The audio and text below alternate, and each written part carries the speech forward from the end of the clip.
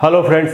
दोस्तों, कई बार मुझसे स्टूडेंट्स ने पूछा है कि हम इंग्लिश कैसे सीख सकते हैं, और आज भी पूछते हैं।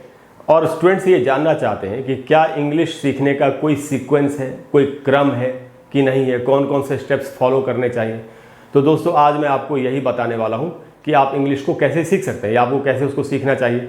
ये बातें मैं आपको मेरे पास जो बरसों का टीचिंग का एक्सपीरियंस है उसके निचोड़ से आपको बता रहा हूँ। तो आपको एंड तक पूरी क्लास को ध्यान से देखना चाहिए और हर बात को ठीक से समझना चाहिए। आज की जो क्लास है दोस्तों हमारी, उसका नाम है how to learn English. English को हम कैसे सीख सकते हैं या हमको कैसे सीखनी चाहिए। अच्छा दोस्तों, जब भी हम इंग्लिश सीखने की बात करते हैं, किसी भी चीज़ को जब हम सीखते हैं तो उसका कोई मकसद भी होता है। तो पहले ज़रा मकसद की बात कर लेते हैं, पर्पस, क्योंकि इसमें बहुत सी बातें इसी के ऊपर डिपेंड करेंगी कि हम इंग्लिश को कैसे सीखेंगे। तो दोस्तों, पर्पस यानी मकसद क्या है। दो तरह के मकसद होते हैं लोगों के सीखने के। पहला मकसद होता है to learn English properly, English को सही तरीके से सीखना, समुचित तरीके से, अच्छे तरीके से सीखना, जिसमें आदमी सब कुछ सीखना चाहता है।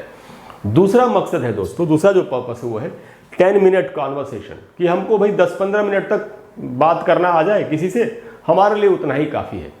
इस कैटेगरी में कौन लोग आ सकते हैं? इस कैटेगरी में जनरली वो लोग आते हैं जिनकी जैसे कोई बिजनेस है, उनका फॉरेनर्स के साथ काम है, उनको बहुत इंग्लिश बोलने की ज़रूरत पड़ जाती है। अब कहाँ पढ़ने का टाइम तो उनके पास होता नहीं है, लोग चाहते हैं कि हम थोड़ा सा बोल लें, बस हो गया, हमारा काम चल जाए। तो दोस्तों, ये जो इंग्लिश है, ये इंग्लिश कैसे आ सकती है, कैसे आती है लोगों को, कैसे सीख सकते हैं, इसके लिए ज़्यादा पढ़ाई वढ़ाई की ज़रूरत नहीं होती। अगर आपको थोड़ा इंग्लिश बोलने वाले लोग मिल जाए, थोड़ा बोलते बोलते बोलते बोलते थोड़ी सी प्रैक्टिस हो जाती है। लेकिन इसमें होता क्या है, इसमें प्रॉपर इंग्लिश नहीं आती आदमी को, इसमें ग्रामर की मिस्टेक्स होती हैं, प्रोनाउंसिएशन एकदम ख़राब होता है, क्योंकि सीख तो रहे नहीं है चीज़ें अच्छी तरह से। कहाँ कब सीखेंगे जब हम उसमें मेहनत कर रहे हैं। यहाँ तो मेहनत करने वाली कोई बात ही नहीं है। तो अब इसमें कैसे सेंटेंसेस बोलते लोग, मैं आपको एक छोटा सा एग्जांपल देता हूँ और आपको थोड़ी हंसी भी आएगी। जैसे कोई किसी से पूछ रहा है, अच्छा तुम जा रहे हो, अब उसे सीखी तो है नहीं इंग्लिश, उसे तो बोलते बोलते थोड़ा ऐसे प्रैक्टिस से 10-15-20 सेंटेंस सीख लिए, तो ऐसे बोलेगा यू गोइंग यू गोइंग, तुम जा रहे हो। अब ग्रामर इसमें कहीं नहीं है। या तुम नहीं जा रहे, यू नो गोइंग अगर अच्छा मैं भी नहीं जा रहा, आई ऑल्सो नो गोइंग, या नो को नॉट बोल सकते, आई ऑल्सो नॉट गोइंग, ऐसे करके बोलते हैं। ये इसको बोलते हैं ब्रोकन इंग्लिश, टूटी फूटी इंग्लिश। ये जो लोग हमको बोलते हैं ना कि अंग्रेजी बोलने के लिए ग्रामर की ज़रूरत नहीं है, या आपको पढ़ने की ज़रूरत नहीं पड़ेगी, रूल्स नहीं सीखने पड़ेंगे, अंग्रेजी तो बोलते बोलते आ जाएगी, जैसे हिंदी बोलते बोलते आ गई, वो दोस्तों ठीक है, मैं मानता हूँ। ये कौन सी इंग्लिश है? वो ये वाली इंग्लिश है। तो हमको देखना हमारा मकसद क्या है। क्या हमारा मकसद ये वाली इंग्लिश सीखना है? अगर ये वाली इंग्लिश सीखने का मकसद है किसी का, तो उसको तो पढ़ाई करने की कोई ज़रूरत नहीं है। उसको ऐसे माहौल में कुछ ऐसे लोगों के साथ रहना चाहिए जहाँ वो इंग्लिश बोलने वाले लोग हों, थोड़े से सुन के अपना काम चलाओ, 10-15 मिनट 5 मिनट इंग्लिश बोल ली।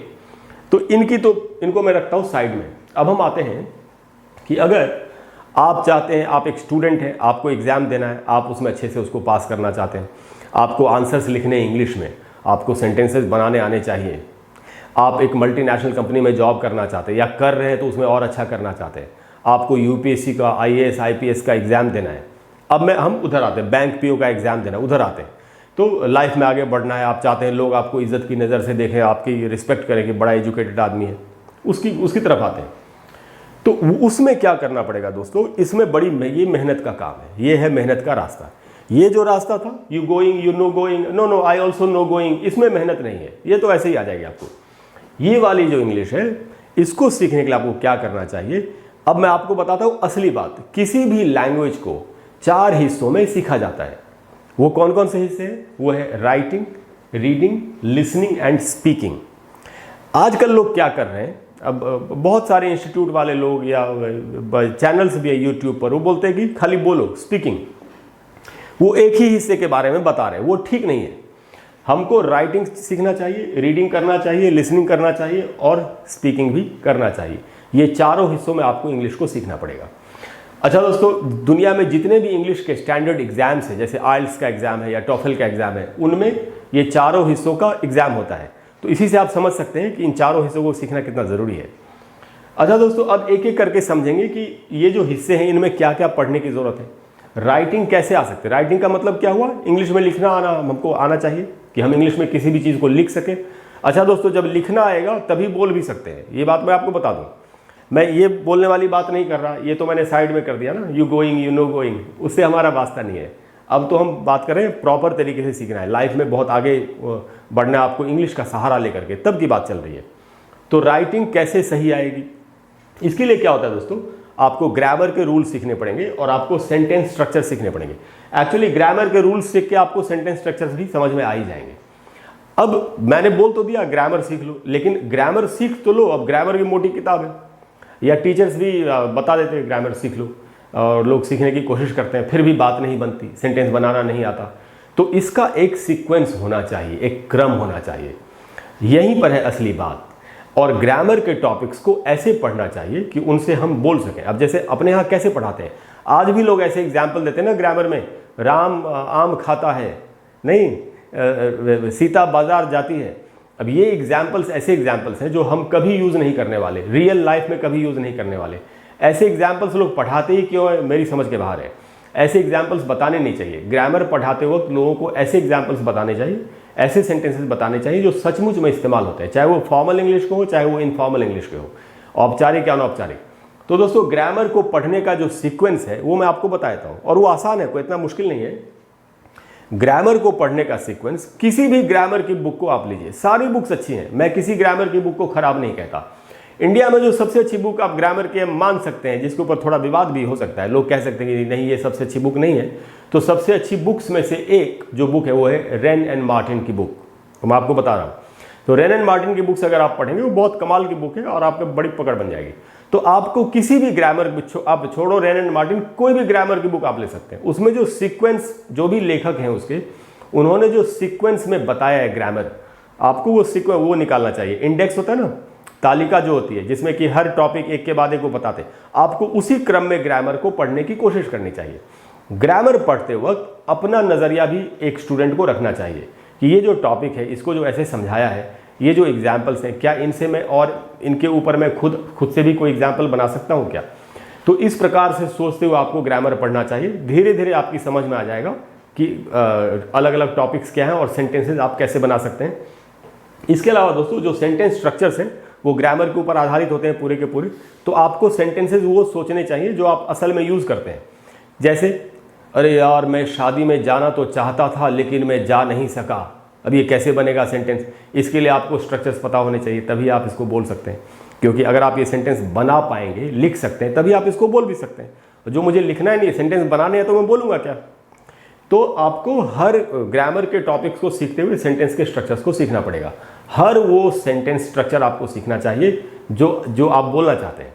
जैसे कि उसे बुखार था इसीलिए वो क्लास में नहीं आ पाया, नहीं, ऐसे ऐसे सेंटेंस होते हैं। मेरे पास पैसे होते तो मैं कार खरीद लेता, ये सब कैसे बनेंगे।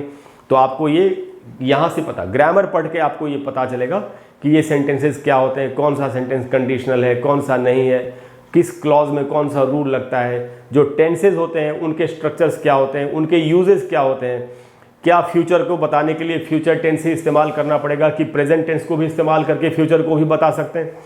तो इसमें एक लंबी लड़ाई है जो आदमी को लड़नी पड़ती है किसी को भी, तो आपको पढ़ाई करनी पड़ेगी।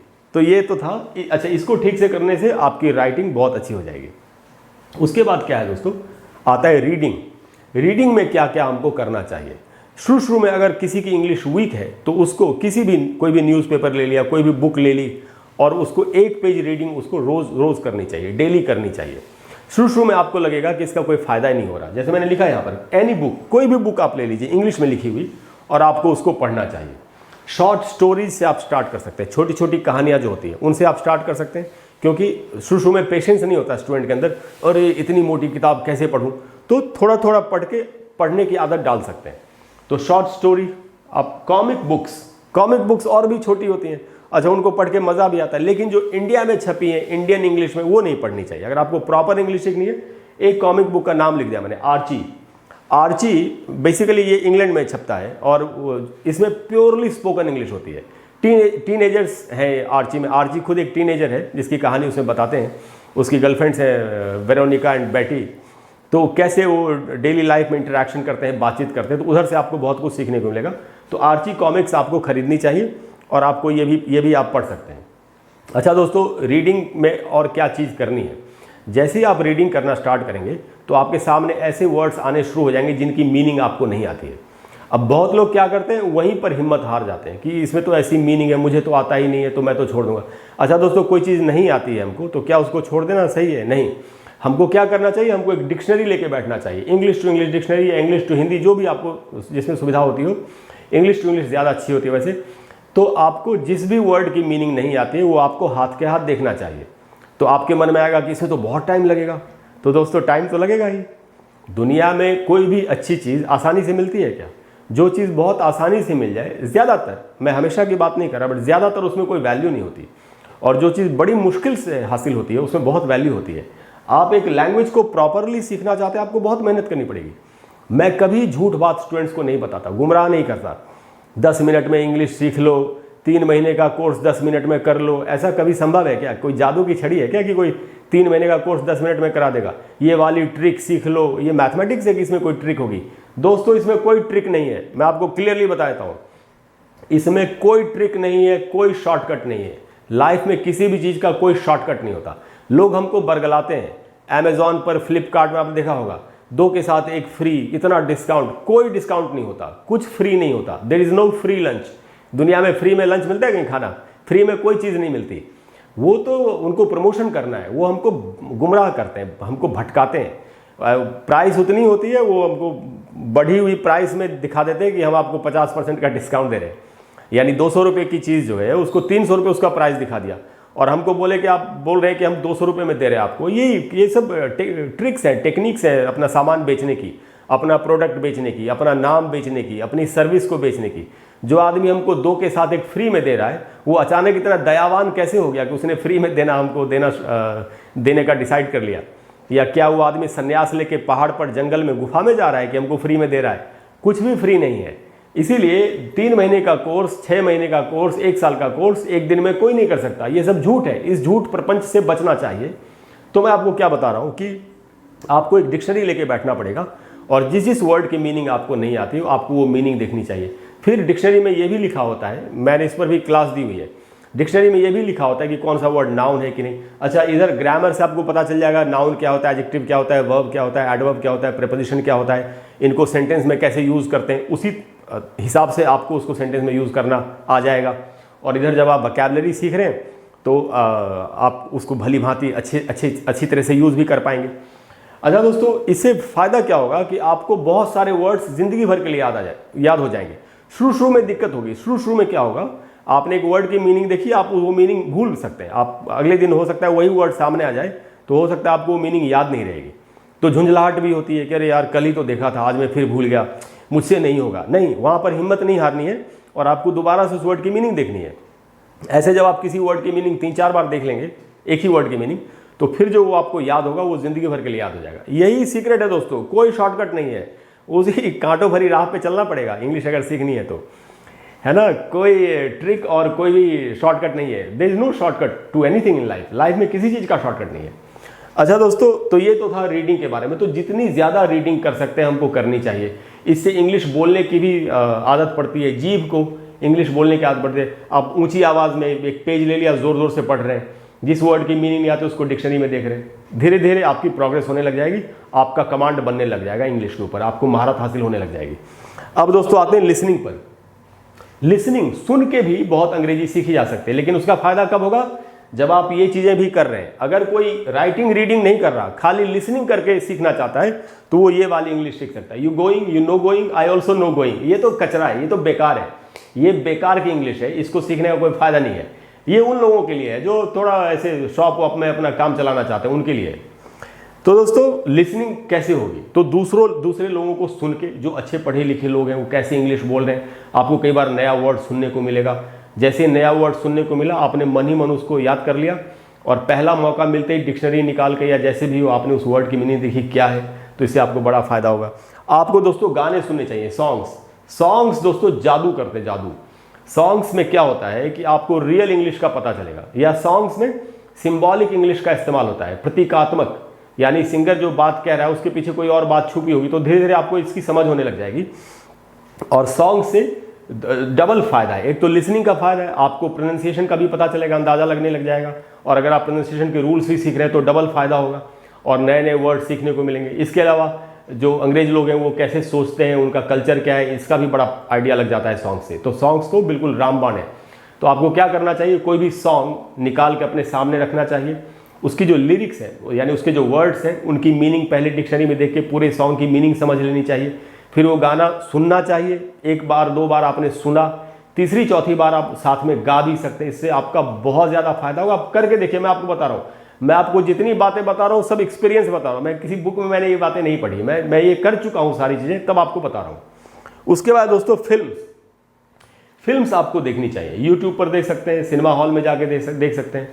आपको फिल्म ऐसी देखनी चाहिए जहाँ नीचे सबटाइटल्स आ रहे हो। ये सिनेमा हॉल्स में कम होता है, टीवी पर या यूट्यूब पर ऐसा हो सकता है कि नीचे सबटाइटल्स आ रहे हैं, यानी कि जो बोल रहे हैं वो नीचे लिखा हुआ भी आ रहा है। जो नीचे लिखा हुआ आ रहा है उस पर ध्यान देना है और सुनना भी है और पढ़ना भी है। ये कैसे बोल रहे हैं, क्या उच्चारण है, अच्छा ये जो इसने बात बोली इसका क्या मीनिंग है, किस कॉन्टेक्स्ट में, किस संदर्भ में इसने ये बात बोली। अच्छा, अंग्रेज लोग ऐसी परिस्थिति में ऐसे बोलते हैं, आपकी बहुत ज़्यादा पकड़ बन जाएगी। आपको ये सब काम लगातार करते रहना पड़ेगा कई महीनों तक, तब आपको फायदा होगा। उसके बाद दोस्तों स्पीचेज हैं, ग्रेट स्पीचेज। आप सर्च करिए यूट्यूब पर, आपको बराक ओबामा की स्पीच या मार्टिन लूथर किंग की स्पीच, बिल गेट्स की स्पीच मिलेगी। वो स्पीच में नीचे अगर सबटाइटल्स भी आ रहा है तो आपको सुनना चाहिए उन लोगों ने क्या क्या बात बोली है, कौन कौन से वर्ड्स बोले इंग्लिश के, आपको बहुत ज़्यादा फायदा होगा। तो आपको लिसनिंग, बहुत एक्टिव लिसनिंग करनी चाहिए। एक्टिव लिसनिंग किसी भी लैंग्वेज को सीखने के लिए बहुत इंपॉर्टेंट है, लेकिन कैसे, पढ़े लिखे वाले तरीके से, इस वाले तरीके से नहीं, you going, no, you know going, I also know going, वो तो बेकार है। अच्छा दोस्तों, उसके बाद आते हैं स्पीकिंग पर। अब हमने क्या किया, हमने सेंटेंसेस सीख लिए, स्ट्रक्चर सीख लिए, हमने वोकैबुलरी भी सीख ली, बहुत सारे वर्ड्स की मीनिंग भी हमको मालूम है, हमने सुना भी सब कुछ, गाने सुने, दूसरे लोगों को सुना, फिल्म्स देखी, स्पीचेस सुने। अब बारी आई बोलने की। अब ये सब इनपुट था, अब आउटपुट की बारी है कि जो बोलेंगे। अच्छा, कई बार होगा शुरू में जब आप बोलना शुरू करेंगे दोस्तों, हम कोई भी नया काम जब करते हैं तो हमको शुरू में थोड़ी सी हेजिटेशन तो होती है, हिचकिचाहट होती है। वहाँ पर आपको अपने आप से लड़ना पड़ेगा कि नहीं, मैं बोल सकता हूँ, मैं किसी से कम नहीं हूँ। दूसरे लोग अगर बोल सकते हैं तो मैं भी बोल सकता हूँ। ये आपको अपने आप को रिमाइंड कराना पड़ेगा। आपको ये भी सोचना चाहिए कि क्या मैं किसी से कम हूँ, क्या मैं किसी से कम स्मार्ट हूँ। तो आपको हर बार आंसर मिलेगा नहीं, मैं किसी से कम नहीं हूँ, मैं किसी से कम स्मार्ट नहीं हूँ, मैं कोई बेवकूफ़ आदमी तो नहीं हूँ कि मैं इंग्लिश नहीं बोल सकता। आपको हमेशा एक बात को याद रखना चाहिए कि अगर दूसरा कोई किसी काम को कर सकता है तो आप भी कर सकते हैं। इसमें कौन सी बड़ी बात है, इंग्लिश बोलना कौन सा रॉकेट साइंस है कि रॉकेट कैसे बनता है, कैसे स्पेस में जाता है, नहीं है। थोड़ी सी मेहनत करने की जरूरत है। तो दोस्तों, स्पीकिंग में जो सबसे इंपॉर्टेंट पार्ट है वो है प्रोनाउंसिएशन, उच्चारण। अगर आपको उच्चारण के रूल सीखने चाहिए। अच्छा दोस्तों, मेरा जो चैनल है उसमें मैंने अलग अलग प्लेलिस्ट बनाई हुई है, जिसमें मैंने ग्रामर का सीक्वेंस से मेरे चैनल पर ग्रामर के लिए 2 प्लेलिस्ट है। एक प्लेलिस्ट में तो ग्रामर के टॉपिक्स वो रैंडम ऑर्डर में है कि जिसको जो टॉपिक जिसकी ज़रूरत है वो ढूंढ के पढ़ ले। दूसरा जो प्लेलिस्ट है दोस्तों वो है स्पोकन इंग्लिश लेसन्स के नाम से। उसमें मैं लेसन वाइज, यानी जो इंग्लिश सीखने का जो असली तरीका है उस हिसाब से एक एक लेसन करके बता रहा हूँ। तो ग्रामर और सेंटेंस स्ट्रक्चर, अच्छा सेंटेंस स्ट्रक्चर्स की भी एक अलग से प्लेलिस्ट है कि पूरा सीखने के बाद अगर अलग से सेंटेंसेस सीखने हो, अलग अलग प्रकार के स्ट्रक्चर्स, तो उसकी भी एक प्लेलिस्ट है। आपको मेरे चैनल पर ये प्लेलिस्ट निकालनी पड़ेगी, उनमें जाके आप वीडियोज़ को देख सकते हैं। ऐसे ही दोस्तों, प्रोनाउंसिएशन के लिए भी मेरे पास प्लेलिस्ट है। एक्चुअली वोकैबुलरी के लिए भी मेरे चैनल पर एक प्लेलिस्ट है, सबका वही नाम है, लर्न वोकैबुलरी, लर्न प्रोनाउंसिएशन। उधर मैंने प्रोनाउंसिएशन के ऐसे रूल्स बताए जो अनमोल हैं, उनको अगर आपने सीरियसली सीख लिया मेहनत करके तो आपका प्रोनाउंसिएशन कमाल का हो जाएगा। तो आपको उच्चारण तो सीखना चाहिए। उसके बाद क्या करना चाहिए दोस्तों, क्योंकि उच्चारण अच्छा होना बहुत ज़रूरी है। एक्चुअली किसी भी लैंग्वेज का सबसे इंपॉर्टेंट पार्ट होता है उसका प्रोनाउंसिएशन, इसलिए प्रोनाउंसिएशन अच्छा सीखना ज़रूरी है। अच्छा दोस्तों, बात अब किससे करें, स्पीकिंग किसके साथ करें कि हमारी प्रैक्टिस बन जाए। सबसे पहले आपको अपने आप से बात करना स्टार्ट करना चाहिए। टू योरसेल्फ लिखा है मैंने। अपने आप से बात कैसे कर सकते हैं, कमरा बंद किया, एक शीशा, एक मिरर टांगा और अपने आप को देख रहे हैं और अपने आप से बात कर रहे हैं। थोड़ी सी प्रैक्टिस बन गई, थोड़ा सा कॉन्फिडेंस बन गया जब, तो अपने घर के लोगों, फैमिली मेंबर्स के साथ बातचीत कर सकते हैं, नहीं तो फ्रेंड्स के साथ, दोस्तों के साथ बातचीत कर सकते हैं। अगर ऐसे दोस्त हैं जो आपको इनकरेज नहीं करेंगे, मजाक ही उड़ाने लगेंगे, अच्छा बड़ी इंग्लिश बोल रहा है, तो ऐसे दोस्तों को छोड़ के कोई ऐसा फ्रेंड जो थोड़ा सिंसियर हो, थोड़ा सीरियस हो, उसके साथ बोलने की कोशिश करनी चाहिए। आप उसके बाद जब आपकी थोड़ी सी प्रैक्टिस बन जाए, कॉन्फिडेंस बन जाए। अच्छा दोस्तों, कॉन्फिडेंस कहाँ से बनता है? कॉन्फिडेंस तब बनता है जब नॉलेज हो। अगर नॉलेज नहीं तो कॉन्फिडेंस कहाँ से बनेगा? अब कई बार क्या होता है, कुछ इंस्टीट्यूट वाले क्या करते हैं कि हेजिटेशन हो रही है तो आपको एक माइक पकड़ा देंगे, माइक पर बोलो, इससे हेजिटेशन खत्म होगी। नहीं नहीं नहीं नहीं नहीं, ऐसा बिल्कुल नहीं है। हेजिटेशन माइक से नहीं आती या जाती है। हेजिटेशन तो इसलिए होती है कि नॉलेज नहीं होती। मान लेते हैं मेरी जेब में पैसे नहीं है, तो क्या मैं मर्सिडीज कार खरीद सकता हूँ? नहीं खरीद सकता ना। मर्सिडीज कार के शोरूम के सामने जाते ही मेरे पैर रुक जाएंगे कि पैसे तो है ही नहीं, हेजिटेशन होगी मुझे, क्योंकि पैसे तो है ही नहीं मेरे पास। इंग्लिश क्यों नहीं बोल पाते? क्योंकि नॉलेज ही नहीं है, पता ही नहीं है, सेंटेंस बनाना नहीं आता, वोकैबुलरी नहीं आती, तो कैसे बोलेगा आदमी इंग्लिश? इसलिए तो हेजिटेशन होती है। तो हेजिटेशन पहले सीखना चाहिए, सीखने के बाद भी जो हेजिटेशन होती है उसको आदमी अपने आप से लड़के हटा सकता है। तो आपने अपने आप से बात की, आपने फैमिली से बात की, दोस्तों के साथ बात की, उसके बाद जब आपका एक लेवल बन गया, हेजिटेशन भी खत्म हो गई, तब आपको स्ट्रेंजर्स यानी अजनबी लोगों से बातचीत करना स्टार्ट करना चाहिए। अच्छा दोस्तों, फिर धीरे धीरे आप एकदम अच्छे से बोलने लग जाएंगे। अच्छा, ये जो लर्निंग का पूरा प्रोसेस है, इसकी कोई सीमा नहीं है। लोग ये भी सोचते हैं कि हम 3 महीने तक सीख लेंगे तो हमको बोलना आ जाएगा, 6 महीने तक सीख लेंगे तो हमारा काम हो जाएगा। नहीं, ऐसा कुछ नहीं है। किसी भी लैंग्वेज को, किसी भी नई चीज़ को लगातार सीखते रहना चाहिए। मैं इतने सालों से इंग्लिश पढ़ा रहा हूँ, लेकिन मैं आज भी इंग्लिश को पढ़ता हूँ, क्योंकि अगर मैं पढ़ूंगा नहीं तो मैं नई नई चीज़ें नहीं सीख पाऊंगा। अब इंग्लिश तो एक महासागर है, कोई भी लैंग्वेज इतनी महान होती है कि उसको सीखने के लिए पूरी उम्र भी कम है। लेकिन एक अच्छी वर्किंग नॉलेज लाने के लिए आदमी को 2-3 साल तक उस लैंग्वेज को लगातार पढ़ते रहना चाहिए। लगातार नहीं करते रहने तो हम किसी भी काम को भूल सकते हैं। खाना बनाना भूल जाते हैं लोग, बाइक चलाना भूल सकते हैं लोग, शायद थोड़ा सा टाइम लग जाता है जब काफ़ी लंबे टाइम के बाद किसी काम को स्टार्ट करें। तो वही सेम चीज़ इंग्लिश में भी है। इंग्लिश कोई अलग तो है नहीं, कोई दूसरी दुनिया से तो आई नहीं है। इस दुनिया के जो रूल्स है वो इंग्लिश पर भी लागू होते हैं। तो हमको लगातार इंग्लिश के टच में रहना चाहिए, सीखते रहना चाहिए, नए नए वर्ड सीखते रहने चाहिए, गाने सुनते रहने चाहिए, फिल्म्स देखती रहनी चाहिए, दूसरों के साथ बात करते रहना चाहिए। तो धीरे धीरे आपकी पकड़ बन जाएगी और आप काफ़ी कामयाबी के साथ इंग्लिश बोल पाएंगे और लाइफ में आगे बढ़ पाएंगे। दोस्तों, यही तरीका है। अगर इसमें कोई क्वेश्चन है तो आप लिख सकते हैं नीचे, मैं आपको कमेंट बॉक्स में मैं आपको आंसर कर दूंगा। तो दोस्तों, मुझे उम्मीद है कि आज आपकी समझ में काफ़ी हद तक आया होगा कि इंग्लिश को कैसे सीखा जा सकता है। अगर आपको क्लास अच्छी लगी हो आज की, तो प्लीज़ वीडियो को लाइक करें और शेयर करें और चैनल को सब्सक्राइब करें, जिससे कि आपको मेरे वीडियोज़ की नोटिफिकेशन मिलती रहे। और अगले वीडियो में जब हम मिलेंगे तो फिर हम एक कमाल की चीज़ सीखेंगे, जैसा कि हम हमेशा करते हैं। Thank you very much. I will see you soon. Bye bye.